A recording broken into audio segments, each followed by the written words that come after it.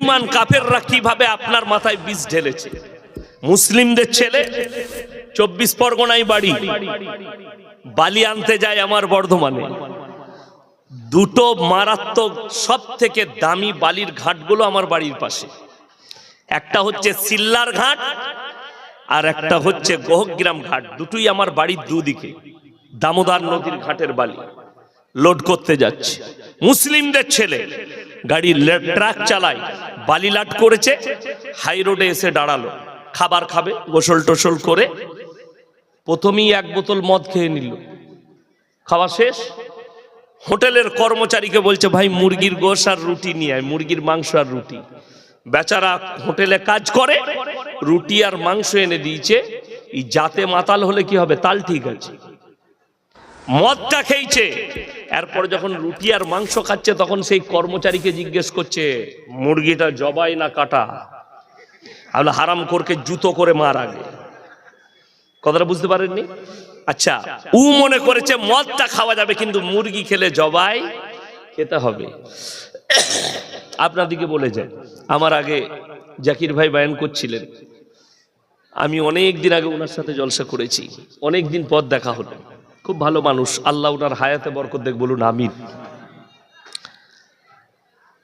এই যে আজকে আমি দোয়া করব, আমার আগের বক্তা দোয়া করে গেল, আপনারা মনে করছেন খালি মৌলবীদের সাথে হুজুরদের সাথে হাত তুললেই দোয়া কবুল হয়ে যাবে? হুজুররা হাত তুললেই দোয়া কবুল হয়ে যাবে? যদি এইটা হতো, এই কমকে এতদিন আমরা দোয়া করে ধ্বংস করে দিতাম। কথাটা বুঝতে পারছেন না? হ্যাঁ, দুঃখটা হচ্ছে দোয়া কবুল হওয়ার জন্য যে শর্ত আছে, শর্তটাই আপনার জানা নাই। নাম্বার 1 শর্ত হচ্ছে হালাল রুজি খেতে হবে, হালাল খাবার, তবে দোয়া কবুল হবে। আপনি সকালবেলায় উঠে জয়নগর বাজারে যদি যান, কোন হোটেল কিংবা রেস্টুরেন্টে খেতে, আপনাকে জিজ্ঞেস করতে হবে না দাদা মুরগিটা জবাই না কাটা? কলকাতায় গেলে আপনাকে জিজ্ঞেস করতে হবে না মুরগিটা জবাই না কাটা? কেন? আপনি মুসলমান, আপনার জন্য শর্ত হচ্ছে হালাল খাবার। যে নিজেকে মুসলমান বলবে, মুমিন বলবে, তার জন্য আল্লাহ শর্ত রেখেছে হালাল খাবার। তাকে হালাল খাবার খেতে হবে। মুসলমানরা হালাল কি বুঝেছে? ইয়াসিন ভাই রাত্রে আমাদের পাটপুকুরে বয়ান করে গেল, জবাই করা মুরগির মাংস খাবে। আপনি সকালবেলায় বাজারে গিয়ে বলছেন 1 কিলো জবাই করা মাংস দে। মুসলমানের হালতটা বলি, কিনছে জবাই করা মাংস, টাকাটা কিন্তু সুদের টাকা, সেই একই মাল দাঁড়িয়ে গেল। কথা বুঝাতে পারলাম? এরপর আমার জানা নেই, আমার মনে হয় পাটপুকুর গ্রামে আপনাদের এলাকায় সুদখোর নাই, সুদ খাই নাই, তাই না? আছে, আছে, ভালো। কি বুঝলেন? এই সুদের বয়ান করা ইমামদের জন্য বড় দুর্দায়, বড় কষ্ট লাগে। যে সে মনে করেছে আমি তো জবাই করা মাংস কিনছি, কিন্তু টাকা সুদের, ই জানি না যে সুদের টাকাটা হারাম না হালাল। কথা বলেন, হারাম। এ কোনো মৌলবীর কথা না, আমার বাপের ডায়েরির কথা না, আমার কথা। কোরআন কি বলছে শুনেলেন এই সম্পর্কে? ওয়াহাল্লাল্লাহুল বাইয়া ওয়া হাররামার রিবা। হে আমার নবী বলে দাও, সুদ তোমাদের জন্য হারাম, আর ব্যবসাকে হালাল করলাম। জোরে একবার বলুন সুবহানাল্লাহ। আপনি আলু বিক্রি করেন, 250 টাকা লাভ করবেন 1 বস্তা বিক্রি করে, হালাল টাকা। সেই টাকায় আপনি যেটা খাবেন হালাল। লেখে নিয়ে যান, যারা নিজেদের সন্তানের মুখে হারাম খাবার তুলে দেয়, তারা নেক সন্তান হতে পারে না, সেই সন্তান নেক হবে না। এই যেরকম চলছিল কার্ড লেখানে, কি সমস্যা হয়েছে? যেমন ছিল এই ঠিকই ছিল তো। আচ্ছা, ও মেশিন কাটতেই পারে। চলুন, আপনি বুঝলেন। আপনারা বলুন, কোরআনে হারাম লেখা আছে না নাই সুদ? আছে? এখানে একজন হাত তুলেন তো যে আমি হুজুর জানি না যে সুদ হারাম, এরকম ব্যক্তি কেউ আছে? সকলে জানে না? জানে না। ইমানদারির সঙ্গে বলুন, যদি মুসলমান হয়ে সে জানে সুদ হারাম, তারপরও যদি সুদ খায়, সে কি আর মুসলমান থাকতে পারে?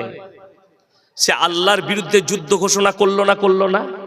এটা কোরআন গেল, আল্লাহর কথা গেল, আল্লাহর সঙ্গে যুদ্ধ ঘোষণা করলো। চলুন এরপরে আমার নবী বিশ্ব নবী হাদিস বর্ণনা করলেন, হে আমার সাহাবীরা শোনো, কেউ যদি 1 টাকা সুদ খায়, নিজের মায়ের সঙ্গে 36 বার জিনা করার সমান পাপ হবে। 1 টাকা সুদ খেলে মায়ের সঙ্গে 36 বার জিনা করার সমান পাপ। সেই ব্যক্তি রাসূলের সঙ্গে যুদ্ধ ঘোষণা করলো না? করলো না? কিন্তু আমাদের দেশের দুঃখ কি জানেন তো, মদ যে খায়, মদ খেয়ে সে মসজিদে প্রবেশ করতে পারে না, গ্রামের লোক তাকে বেঁধে মারবে। গাঁজা খেয়ে মসজিদে প্রবেশ করবে না, করতে পাবে না। কিন্তু আল্লাহর কৃপায় আমাদের সমাজ এত ভালো, সুদখোররা আতর লাগিয়ে কালকে জুম্মা আছে, জুম্মার দিনে ফাঁস কাতারে বসে নামাজ পড়ে। ঠিক বললাম না? এই সকালবেলায় আপনাদের পাটপুকুরের চায়ের দোকানগুলো খোঁজ নিবেন, যে সুদখোর মাল কটা আছে তারা আমাকে গালি দিবে, ও বাজে হুজুর, ওকে আবার দাওয়াত দেয়নি, ওই মাল কটা গাল দিবে। আচ্ছা আপনারা বলুন, সুদখোররা যদি আমাকে গালি দেয়, কোরআনের আয়াত পাল্টাবে? রাসূলের হাদিস পরিবর্তন হবে? হবে না। আল্লাহর কসম করে বলছি না। যাদের মনে হচ্ছে ইমামের কলার ধরে বয়ান বন্ধ করব, মৌলবীদের কলার ধরে বয়ান বন্ধ করব, তারা মাথায় রাখবেন, কোরআনে আল্লাহ ওয়াদা করেছেন, ফালান তাজিদ লিসুন্নাতিল্লাহি তাবদীলা, কিয়ামত পর্যন্ত আমার বিধানের একটা জের জবরকে পরিবর্তন করার ক্ষমতা পৃথিবীর কোনো শক্তির নেই। জোরে বলুন সুবহানাল্লাহ। আজকে অনেক বেঈমান কাফের তারা স্বপ্ন দেখছে। বিশেষ করে আমি একটা ক্লিপ দেখলাম, আসামের মুখ্যমন্ত্রী হিমন্ত বিশ্ব শর্মাজি তিনি বলছেন, ইসলাম মিট জানি চাইয়ে, करुणा की तरह मिट जानी चाहिए। मैंने बोला मेरे दोस्त, जरा इतिहास उठाकर देख लो दुनिया की। फिरौन आया था तुमसे पहले, मूसा को मिटाने खुद मिट गए। नमरूद आया था, इब्राहिम को जलाने खुद खत्म हो गए, और तुम चाहते हो कि इस्लाम को मिटा देंगे? मिटाना तो बड़ी दूर की बात, तुमसे पहले तुम्हारे नाजायज बापों ने 200 साल तक हिंदुस्तान में राज किया, अंग्रेजों ने। वो भी यही खौफ देखा था, वो भी चाहते थे कि कुरान मिट जावे, इस्लाम मिट जाना चाहिए। गुजरात के गमती नदी के किनारे 20 लाख कुरान को जलाया। बड़ो दुख लगे, কষ্ট লাগে। আমার আল্লাহ কোরআনটা অবতীর্ণ করেছেন, ছেড়ে দেননি। জোরে বলুন না সুবহানাল্লাহ। আল্লাহ কোরআন অবতীর্ণ করেছেন, এরপরে মানুষের দায়িত্ব সে আলমারিতে সাজিয়ে রাখবে। আল্লাহ ছেড়ে দেননি। আপনি যে কাগজটা সাজিয়ে রেখেছেন, ওইটা পুড়িয়ে দিলে ওই কোরআন আর কাগজ শেষ, ঠিক কি না? কথা বলেন। তাইলে ওইখানে হিফাজত আল্লাহ করেননি।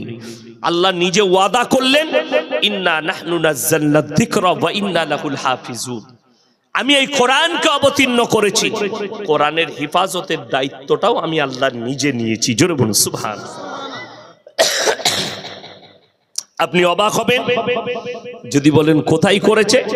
মাদ্রাসার একটা তালবে ইলম নিয়ে আসুন, হাফিজে কোরআন দাঁড় করিয়ে দিবেন, 30 পারা কোরআন আপনাকে স্টেজে দাঁড়িয়ে শুনিয়ে দিবে। জোরে বলুন সুবহানাল্লাহ।